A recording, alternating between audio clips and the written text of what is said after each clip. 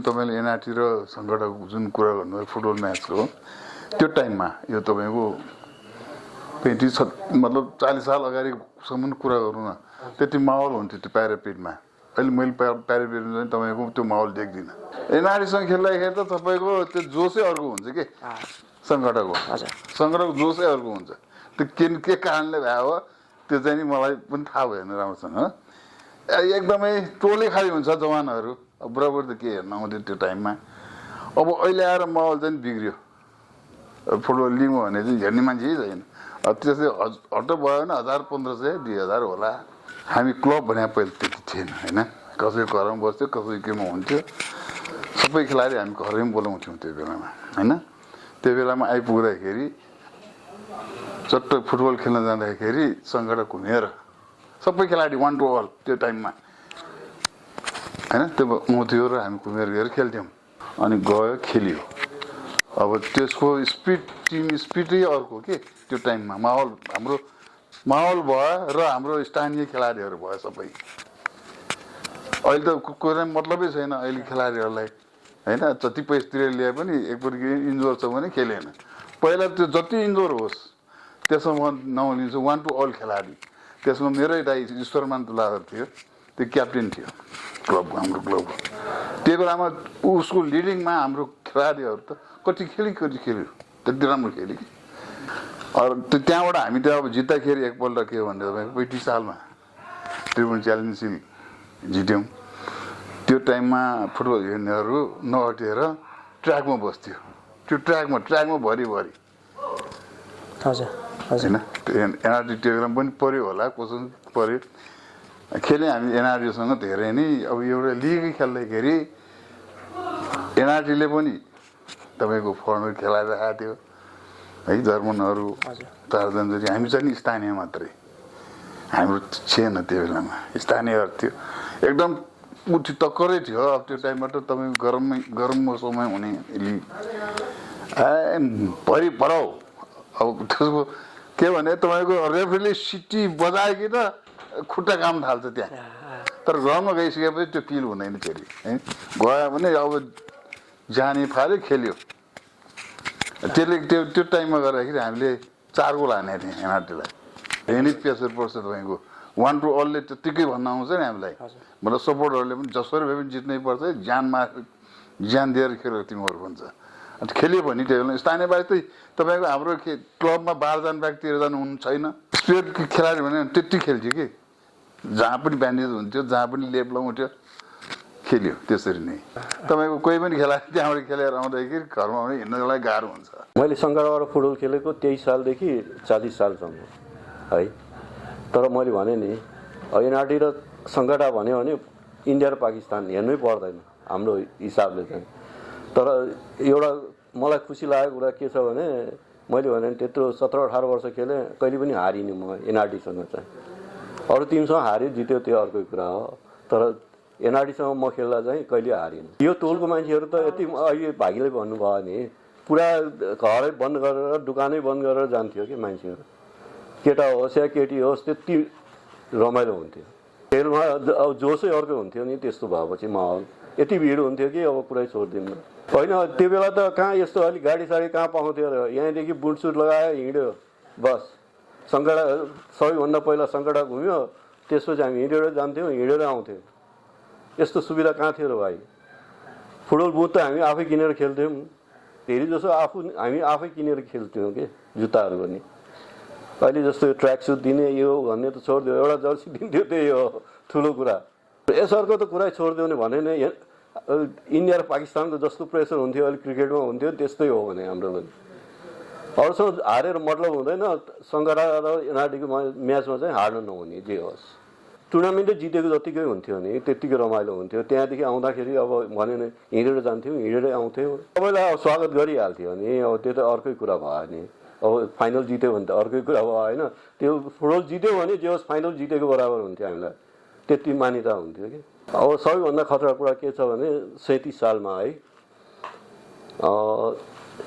हामी जहाँबाट पहिला गणेश थापा खेल्थ्यो कमल थापा खेल्थ्यो होइन सूर्य सुवाल खेल्थ्यो मनोरञ्जन दङ्गल भन्ने यिनीहरू सबै खेल्थ्यो कि 36 सालसम्म अनि 37 सालमा आएर के भयो भने एकैचोटि 4-5 जनाले छोडिदियो कि सङ्कटा।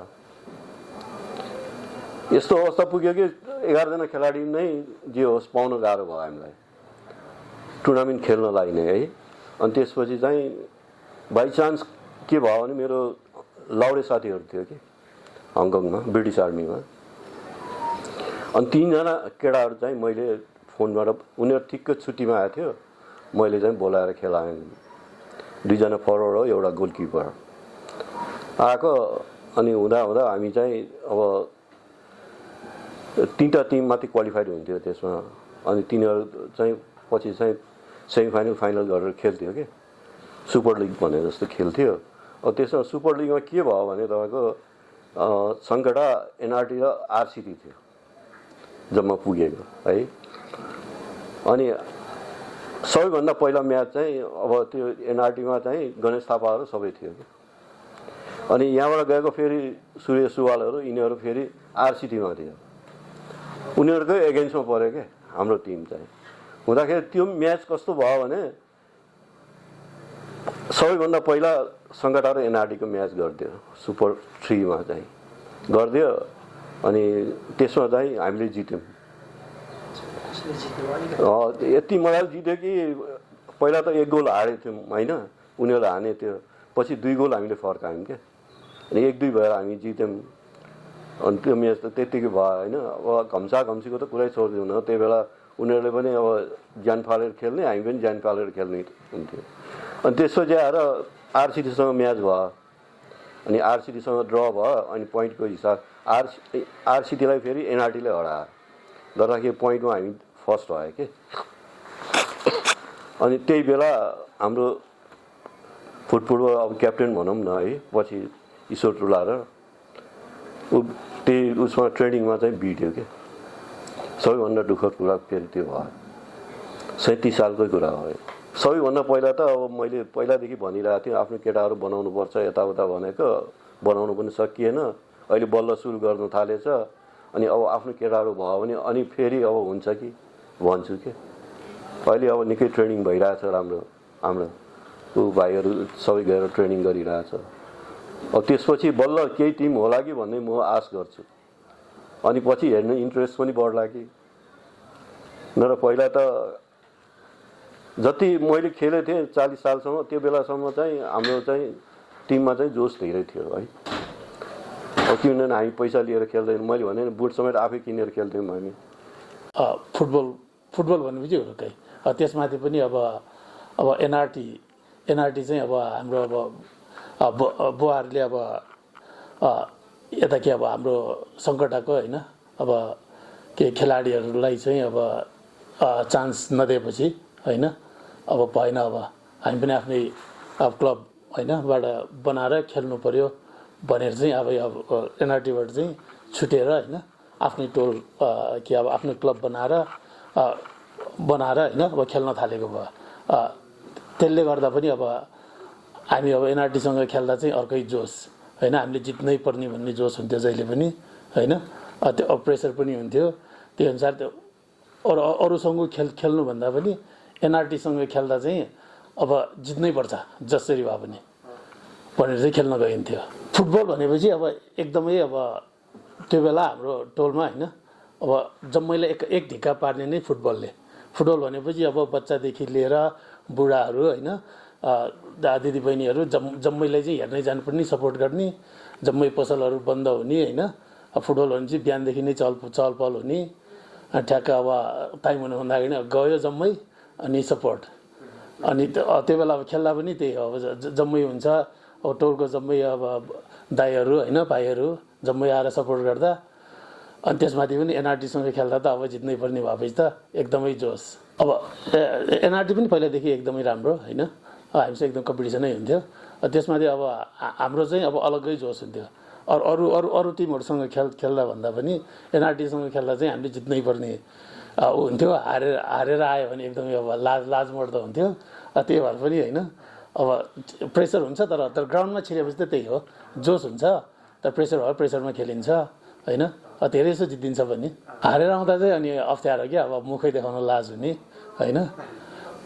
त्यही हो अनि सुरुक्क अब घरभित्र छिरिहाल्ने जित्दाखेरि त अब रमाइलो हुन्छ जितेर आएपछि एकदमै जोस हुने यता आएर जब मैले अब माया गर्ने होइन सँगै बसेर अब डाइटहरू खाने हल्ला गर्ने तर हारेर आएपछि चाहिँ त्यो होइन डाइटै खानु मन नलाग्ने होइन त्यही हो दर्शकमा पनि अब धेरै प्रेसर अब उनीहरू एकदमै दुईवटा टिमको होइन अब झगडा पनि पर्थ्यो होइन अब एनआरटी भनेपछि अब त्यही हो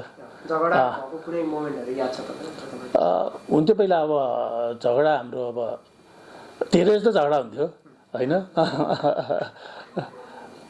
अब एकचोटि त अब झगडा परेर यता त्रिपुरेश्वर होइन यताको मान्छेहरूसँग झगडा परेको थियो त्यो चाहिँ सम्झना हुन्छ त्यो चाहिँ अहिले सम्झिँदा कस्तो कस्तो लाग्छ होइन अहिले पनि अब होइन गेम गर्दा गेम खेल्दा अब जोसँग खेल्दा पनि अब जित्नै पर्छ भन्ने त प्रेसर भइहाल्छ होइन जितोस् भन्ने पनि हुन्छ तर अब एनआरटीसँग खेल्दा चाहिँ अहिले पनि होइन जित्नु नै पर्ने जस्तो लाग्छ होइन जित्नै पर्छ तर भन्ने जस्तो लाग्छ